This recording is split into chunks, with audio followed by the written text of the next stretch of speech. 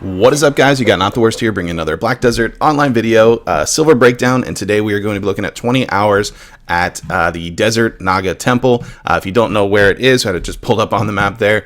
It is just east of Altanova. You can see located here on over and above Sandgrain Bazaar. It is in the desert area. However, since we have an event going on with no desert debuff, I figured this was a good time to go ahead and get it knocked out. I've had level 10 node here since I started playing the game for the most part, so I wanted to go ahead and get the video in without that debuff to save us a little bit of trouble there. So we'll take a look at the drops for it before I show you the rotation, and then we'll break that down. But before we get into that, I want to go ahead and let's talk about today's sponsor for this video.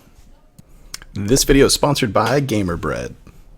Introducing GamerBread, the world's first high-performance bread made for gamers. It's got an ambidextrous grip, strengthened fingers, and improved dexterity. And when you're done, fuel up with maximum caloric density for maximum focus.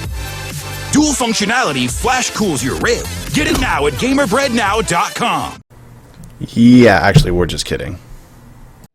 So our sponsor today is Raid Shadow Legends. Raid Shadow Legends is a mobile MMO that offers some really fun PvP and PvE gameplay. It's got a ton of customizable options with over 300 champions, and also features clan-based co-op play, which was a lot of fun for me personally trying it out.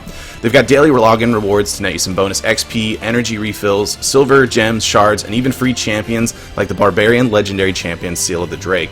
In addition, the rewards programs for news players was actually doubled from 90 days up to 180. You can head to the link in the description down below so that you can start playing today, and if you're new, you'll also get 100,000 silver and a free champion, Hexweaver.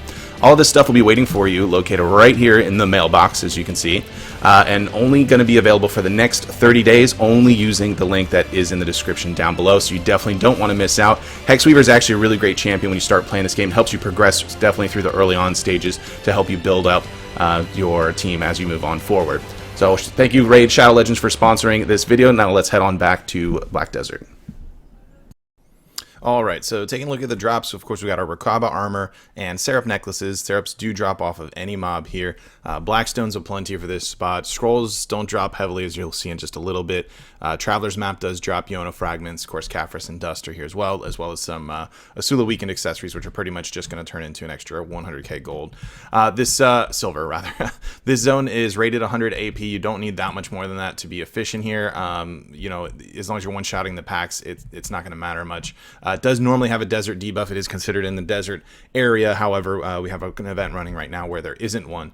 For the rotation, I used was what we'd call, I suppose, cliff rotation, just this top area here, where you can see there's a dense amount of mobs all the way around this big circle. So you can just kind of make your way around this big circle here off of this cliff, which is why it's called cliff rotation. Let me just kind of jet through so you can at least get an idea of how around it goes. Swooping on down through these guys, and then it's got a little tail part at the bottom here. Now, there's mobs everywhere in Nagas. It's very dense in almost all the areas. There's also another rotation that I like that was in the back area. It just so happened that it was fairly taken while I was trying to record the video, so this one was open for the most of the time, but you can kind of get almost anywhere just because of how dense these mobs are throughout the whole area, and kind of make a rotation of your own. It's not super dependent on having to get this best rotation or main rotation for it, and still getting some actual decent numbers per hour for this zone in general. So there's the rotation. We got the drops that we're looking at. Let's go ahead and get the spreadsheet pulled up and take a look how we did in our 20 hours. So here we go. We've got Rokaba's average almost 10, almost right on 10 per hour. These drop a decent amount since every mob here does drop them. 4, almost 5 Asulas there. This was the most shocking one. This and then Scrolls as well is what surprised me quite a bit. I dropped almost 1 Seraph per hour. It was actually pretty crazy how often they were dropping. You can see a few times.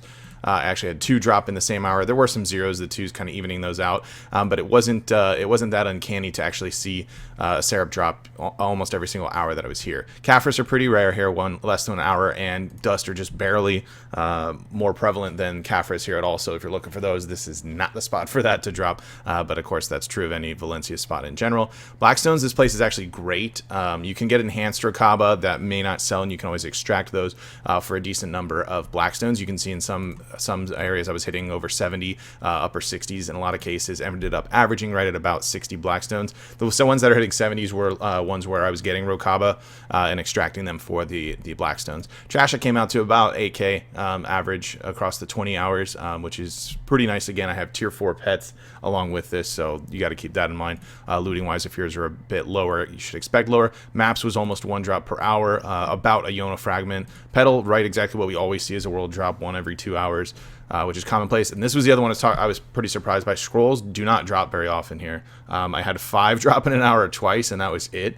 And it was always drastically lower than that. Spots like Kadri, Gahas, Sulfur Mines, these all drop way more scrolls than that. But when you do take into account the amount of times that you're going to get syrup drops here, I suppose it kind of evens out across the board. And then it did have some trace of savagery that dropped, which are somewhat valuable. So I counted those in as well this time. So they gave us a total average of 48.62, so right about 50 mil per hour at Nagas. Again, this is with being able to one-shot the spots, and things to keep in mind with this, I do have level 10 node for this spot that I've had for a very, very long time. I had Blessing of Kamasilv active while doing this, a 10% boost from the ecology grind, and I do have the 4% pet that increases your item drop rate amount by 4% as well. No loot scrolls or anything like that were used, and I wouldn't recommend using them here since you're not chasing any high-end drops that would really warrant it. Overall, this spot, it's pretty nice. To hit 50 mil, I mean, we were doing this around Gahas. Kadri comes out a little bit higher than this, but if you want kind of a break from the Polyforest Gahas regular grind, or you just want to do something different or kind of not be bothered much, or you want to maybe get some Serups and melt them down for Yona fragments and make crescent rings or whatever the case may be, it's not a bad option. You're not going to put yourself behind by being here. It's not one of those that's completely not worth doing. I would recommend it, to those mid-tier players that are looking for a spot other than your normal Gahas or Polyforest standard for what is nowadays. So anyways, that is it for this silver breakdown 20-hour grind. Let me know what you guys think in the comments down below. If you did enjoy the video, be sure to like it. If you're new to the channel, be sure to subscribe so you get notifications when new videos do go live. And if you want to catch me playing live, you can check out the link to the Twitch page. It's in the description down below. Head on over there, drop a follow so you'll get notifications on Twitch when the stream is live as well. With that said, that's going to be it for this one. I want to thank everybody for watching, and I will see you next time.